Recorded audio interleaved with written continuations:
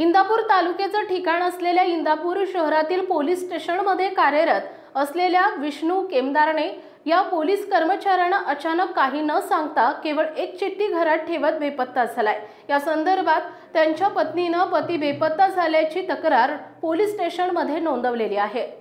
Indapur police स्टेशनच्या शासकीय वसाहतीमध्ये राहणारे पोलीस कर्मचारी विष्णू केमदारने हे 9 जून रोजी रात्री 10:30च्या सुमारास काहीही घरी न सांगता बेपत्ता झाले।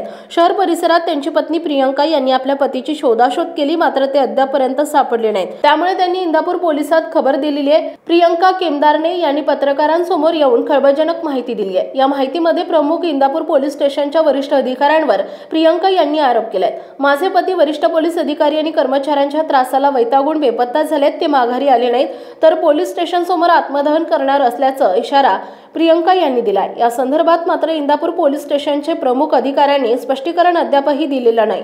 पत्नी प्रियंका यांना पोलीस कर्मचारी विष्णू केमदारने लिहिलेली चिठ्ठी मात्र इंदापूर तालुक्यात सोशल मीडियावर दिवसभर फिरत होती।